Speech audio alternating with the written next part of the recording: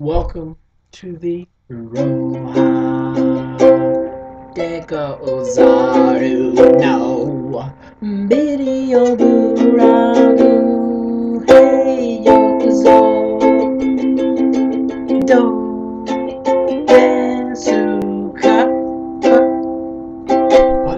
What's happening? No!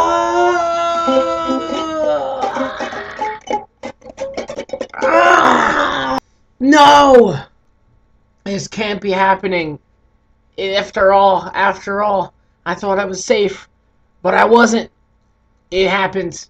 The reactor that is roughly 70 miles away from me, it blew up and the entire island of Japan sank. I'm currently on fire and dead and covered in lava. Thank goodness I have my honorable nuclear candy of choice, Sakura drops, Sakuma drops.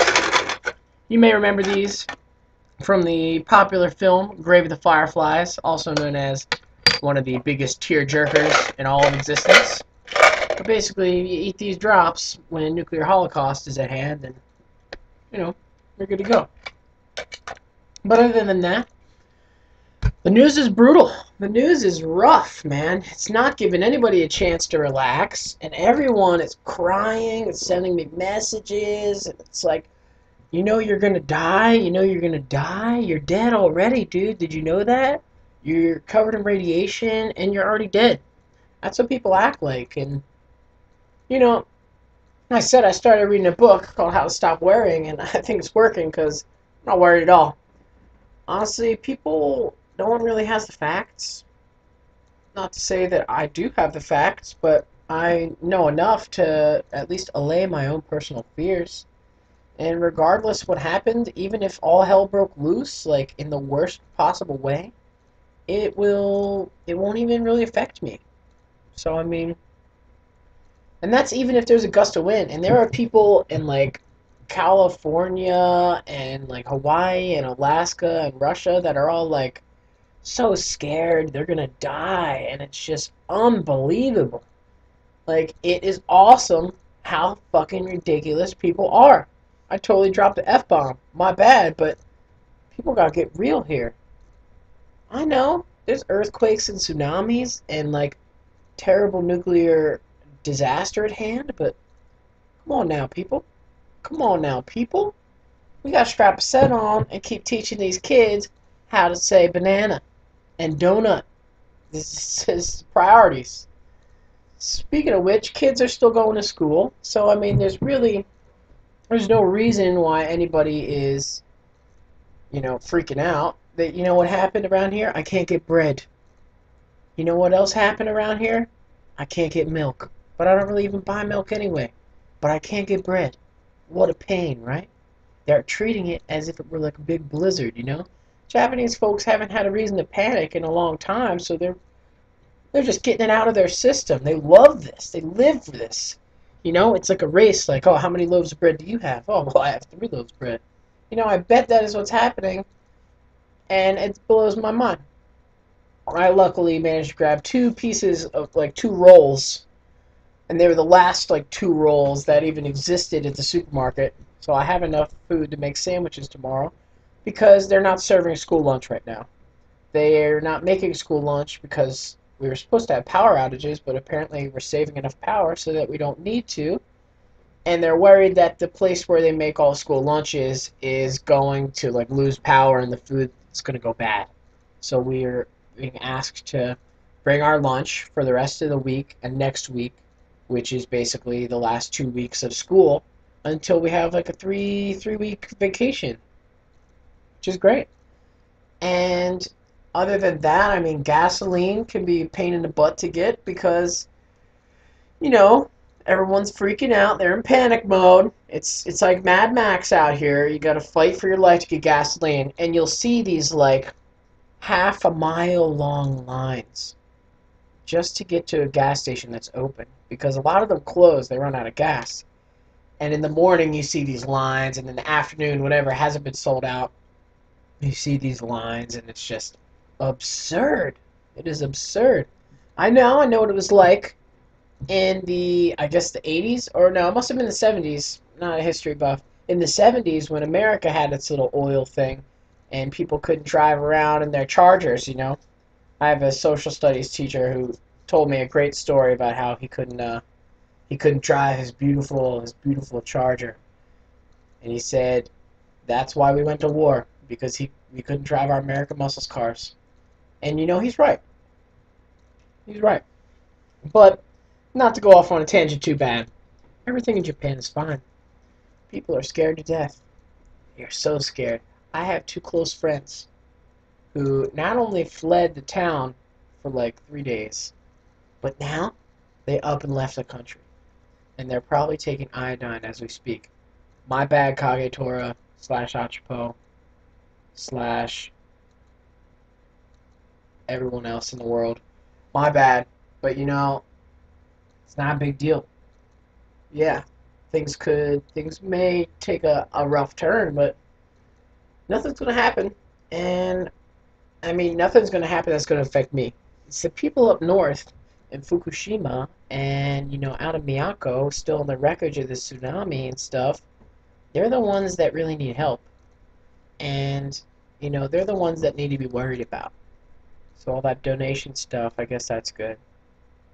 It was windy today. It's really windy today. It's crazy. When the wind blows, like they have these trees here, tsugi trees, I believe they're called. And they're kind of like a pine tree, but they blast this pollen everywhere. And when the wind blows, it just generates this giant cloud of pollen. And it's like so wild to see. It's beautiful.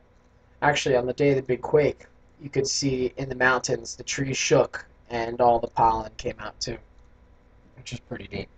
Pretty neat for somebody attempting to find a silver lining amidst a 9.0 earthquake. But yeah, besides that, yeah, floating through the week. We're having half days because when the kids don't get lunch, they just have a half day and they leave. So half days of work aren't bad. Yeah, but I basically made this edition of the Roohaa vlog because I want people to calm down. My family members, I love them. I love my friends and family members, but they are watching American TV, which is, you know, freaking out. It's losing it. Even CNN and stuff apparently is going crazy, which is it's a heartbreaker to hear. I mean, yeah, bad things happen, but I don't think it's nearly as bad as everyone puts it out to be. And you know, I mean, the opinion of one person in Japan, you know, like 150 kilometers away from a nuclear reactor that's being cooled down, it's already been shut off. The reactors are off. They are off. The only thing that is causing a scare now is the fact that these nuclear power rod things, the power cells, they're still reacting, you know, because that's how they're built. They're built to react until they go out. It's like a battery you can't turn off. And they just have to keep it cool, that's all. And in probably like 10 days, about a week or two, everything should be good. Should be cooled down to a level where people aren't like pissing their pants anymore. But yeah, you know, it's not good for vibes. It's not good vibes when people send these messages like, yo, you're dead.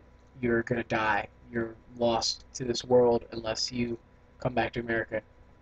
Like, get out of here. Get out of here. This is where I am. This is the Japan's. I fought for a year to get to this place because this is the place where my dreams come true. This is the place that I came to gain peace of mind, to rethink my life, and to basically just put everything into perspective and without all the external interference that for some reason I seem to feel in America. And I'm not saying that everyone at home in America is interference, but there's a lot of things to consider and think about. And when everyone is around you and you have all these things that you're worried about, like it can really bog you down and make you go crazy. And you know, anybody who graduates from college and doesn't have a job, or graduates from high school or is working a job, anybody who's living life right now, and they are faced with adversity, which is everybody. Everybody who's living life and faced with adversity, knows exactly what I mean. Because there comes a time when you are just like, I am not ready to do anything. You're overwhelmed. I'm overwhelmed. I was so overwhelmed. You hear these stories your whole life, like go to college, boom, get a job, get paid the big bucks, blah, blah, blah. And you're like, that makes perfect sense. You have more education. Why wouldn't you get hired? And then something happens, the economy goes bad, or job market, whatever. It doesn't matter. Don't blame external forces. But needless to say, things just get difficult, and finding a good job is very tough. And it can blow your mind. And I've wanted a job, and I didn't. I worked a little side job, which hurt me morally, hurt my morale. Not morally. It's not morally a bad thing. But, needless to say, it hurt me. I felt bad. But I persevered, and eventually I got what I wanted. I got a job in Japan. I'm an English teacher. I'm an assistant language teacher. I help teach English in middle schools, and I pretty much teach English in elementary schools to Japanese children. And we play games and have fun. And it's awesome. It's a job I really appreciate. I get compensated pretty well for. There are other jobs out there where you do the same thing and people get paid more. But, I'm not really at the point right now where I'm concerned about that. I've officially made peace with the fact that I don't get paid as much as other people. And I think it's wise to make peace with things like that because there are things you can't really change. You can change where you work and eventually get paid more, but I think I'm just going to buff my resume for a little while, stay here for a year or so, year or two, stay here for whatever. And ideally, eventually work my way towards a better job where I can be in America and Japan. Because that's the long term. I guess that's the midterm goal. The midterm goal is get a job employing what I went to school for that allows me to live in Japan or visit it frequently enough and stay in America too.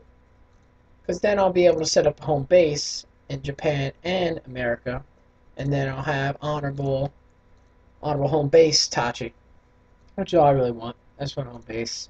That's one of the rules my old man told me. You gotta establish home base. Establish home base before you do anything crazy. Sorry, my shoulder is like bugging me right now for some reason. Maybe it's the radiation. I know, I've been hanging out in radiation for a little while, haven't I? Just kidding, just kidding. But yeah, no, if all hell breaks loose and we all die, I'll be sure to shoot a video of me with my thyroid's blown up singing the Roohaa Degozaru Bideo Buroogu. And ideally, it's not self-fulfilling prophecy by saying that, but, anything could happen, and whatever happens, happens. I'm here for the ride. I'm here in Japan.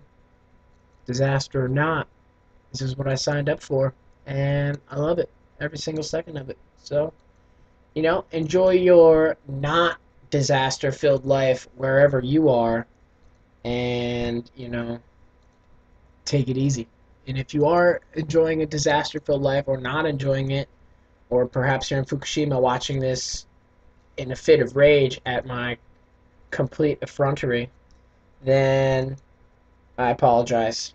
I'm being a little forward and blunt here with my humor, but it's all in good fun. So don't get too mad. I understand that all hell's breaking loose, but things are all right outside of the radius at the moment. So hey, everybody, have a good one. Take care, and thank you for enjoying the Roohaa Degozaru Bideo Buroogu.